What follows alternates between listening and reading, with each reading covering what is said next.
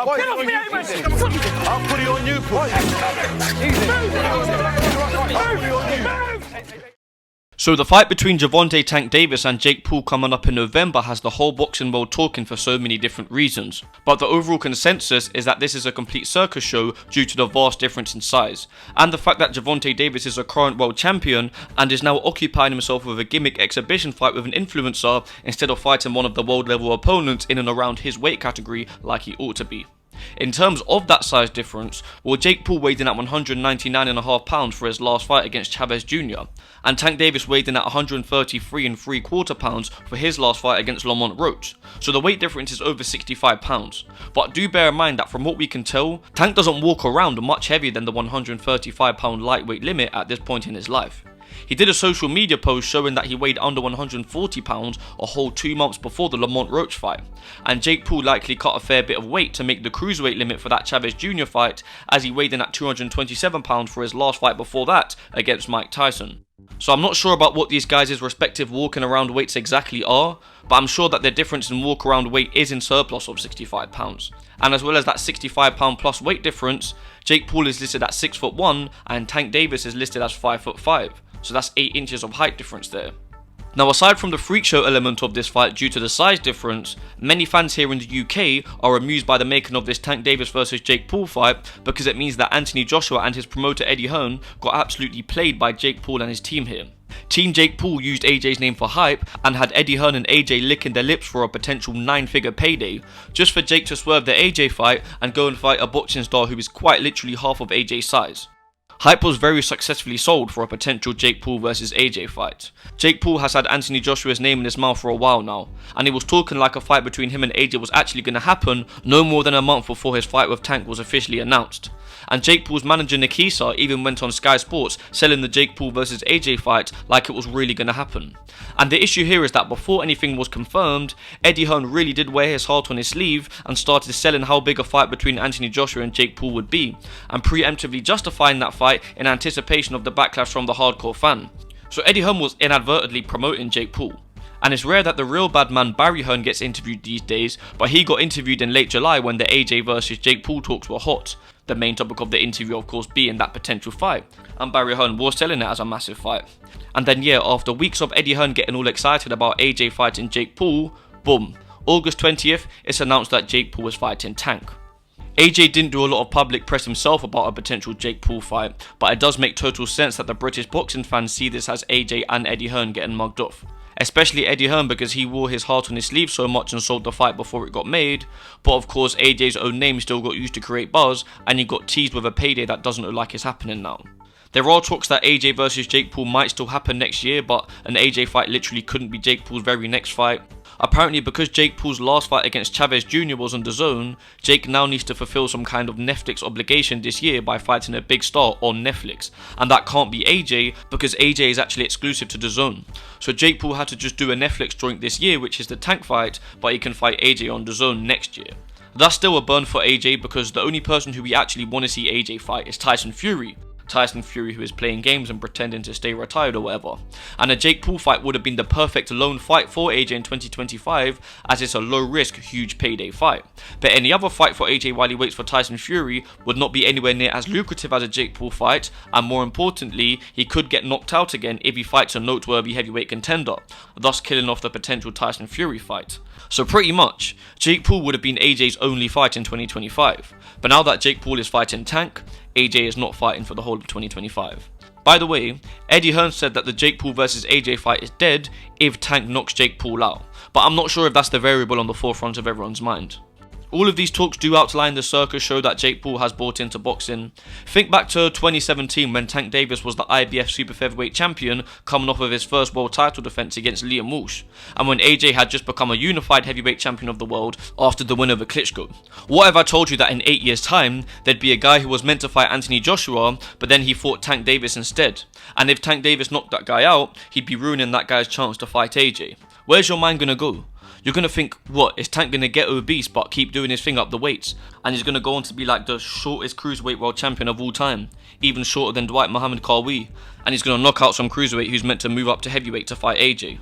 Now, the reason why a circumstance where Anthony Joshua and Tank Davis would have been linked to the same opponent would have been completely unfeasible in 2017 is because this was before the Jake Paul days. I know boxing exhibitions and freak show fights have been a thing for forever and a day, but nobody has made a whole career out of it like Jake Paul. So comparing Jake versus Tank to one-offs like Ali versus Inoki or something is just regarded. Now, what Jake Paul has come to be known for is his cherry picking.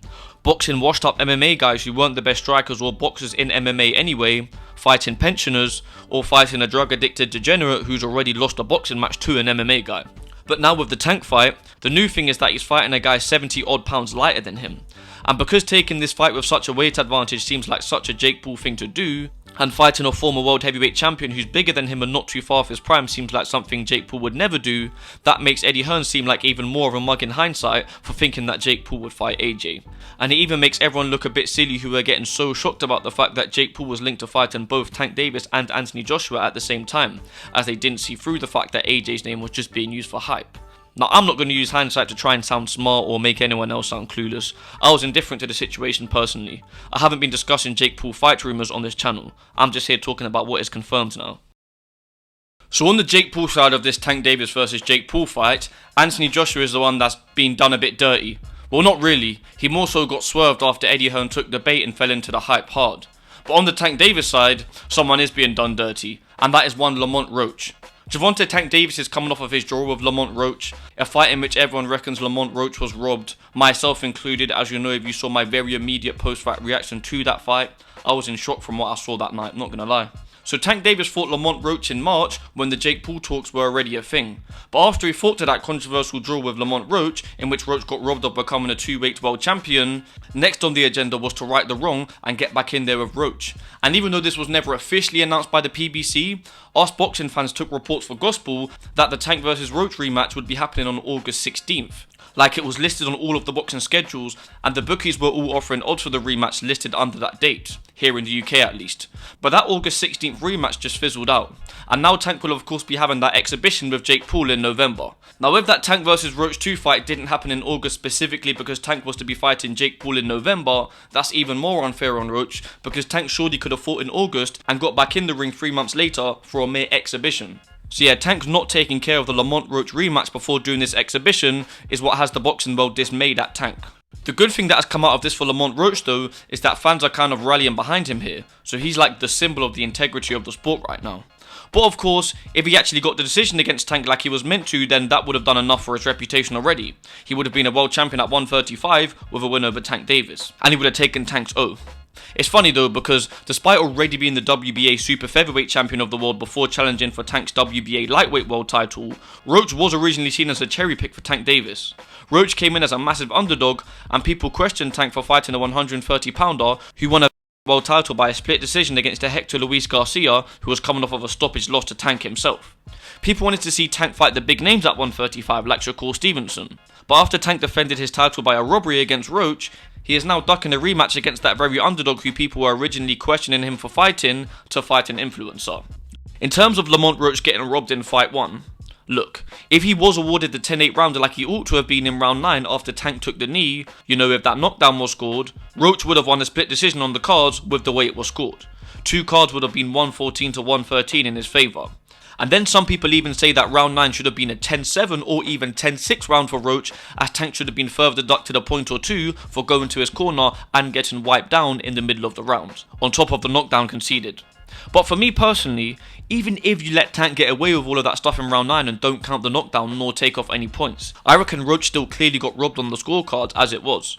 I had it him 117 to 111 watching live, as I said in my immediate reaction video. I'm not going to run through that whole fight here. I'll link the immediate reaction video atop the description, but this is my live scoring of the fight here on screen.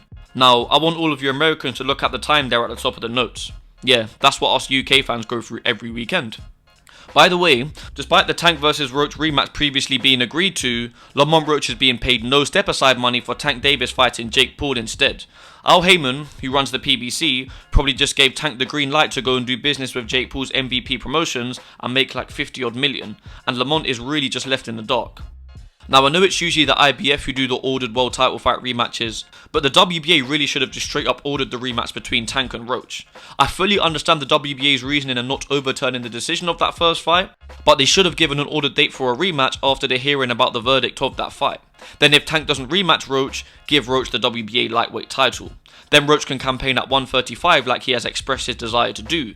Then the WBA can strip Roach of his 130 pound title.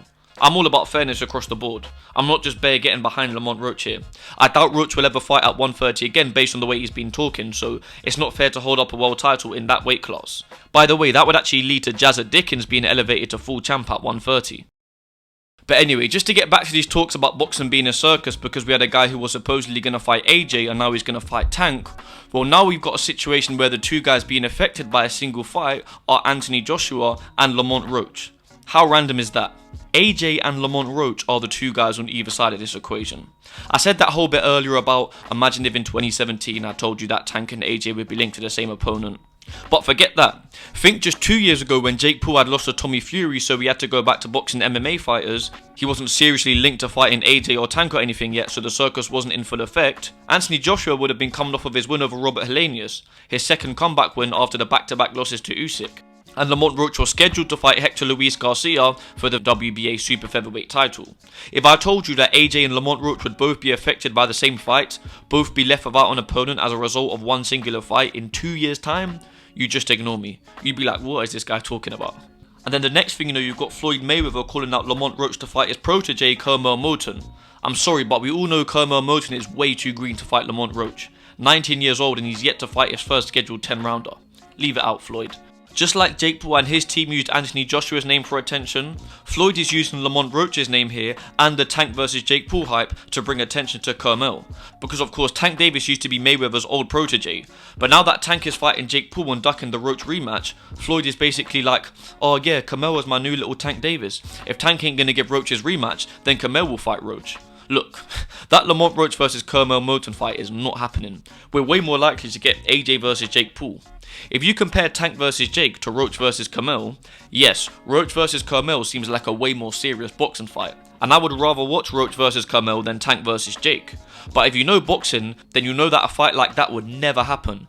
A novice in the early stages of his career taking on a world champ. Especially a novice like Curmel, who they're clearly gonna build very carefully. Look, out of morbid curiosity, if the kid rolled the dice and got in there with Lamont Roach, then I'd love it. But that's not happening.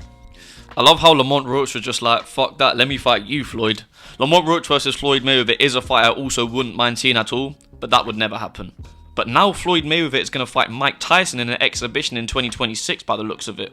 Yes, the circus is in full effect. Look what Jake Paul has done here. Floyd Mayweather has of course been doing these exhibitions for the last several years and even fought Jake Paul's brother Logan, and Mike Tyson's last fight was against Jake Paul. But now Floyd and Tyson are going to fight each other. Like yeah, everyone's going to watch him, whatever, but no one asked for this, and yeah, it's two boxing legends, but I'd literally rather see Jake Paul versus AJ than this. What is going on? I'm not being funny, what the fuck is going on? With the circus that Jake Paul has brought in, so many names are interlinked in the same mix now that just shouldn't be. The boxing scene is bizarre right now. Before the Floyd vs Tyson news, if we consider the whole chain of fight rumours I just spoke about either side of the Tank vs Jake fight, we've somehow got Anthony Joshua linked within the same conversations there and about as Curmel Moton. What's the world coming to? Like there's only a couple fighters between AJ and Curmel in terms of what fights were meant to happen or are rumoured to happen or whatever. And now we've got Floyd vs Tyson. I don't know anymore, man. You also had Andre Ward getting in on the hype and calling out AJ while the AJ vs Jake Paul talks were hot, really trying to get in on the hype. Andre Ward is way too small for AJ. He was a super middleweight and a light heavyweight in his career. He's been retired for 8 years, and most importantly, he was the guy who put all this emphasis on retiring fairly young and undefeated with all his faculties still in check. He spoke about how he didn't want to be one of the ones who fought on too long like a Roy Jones Jr. or something, but now he's getting in on the circus show hype and calling out an active heavyweight. And yes, this is because of Jake Paul, directly. And then you've got these American fans thinking that Andre Ward would beat Anthony Joshua just because Ward's the more skilled boxer. Come on now. AJ would cave Andre Ward's fucking head in, I swear. Let alone Andre Ward's inactivity and the fact that AJ is actually a world level heavyweight, former unified world champion. Look, this ain't the 80s. All light heavyweights now are completely dwarfed by the modern day heavyweight. The size difference easily makes up for whatever skill difference you believe there to be. I'll be real though, I'd rather AJ vs Andre Ward than Tank vs Jake Paul or Floyd vs Tyson any day. Mate, how am I even talking about all these people in the same video? Let's just get Anthony Joshua versus Tyson Fury, and let's just get Gervonta Tank Davis versus Lamont Roach too. Man, forget about justifying all of these circus fights. The only gimmick fight I'm trying to see is Carl Froch versus Darren Till. But yeah, it's best if I just end this now. Like and subscribe, leave your thoughts in the comments down below, and you have been listening to O.M.E Boxing.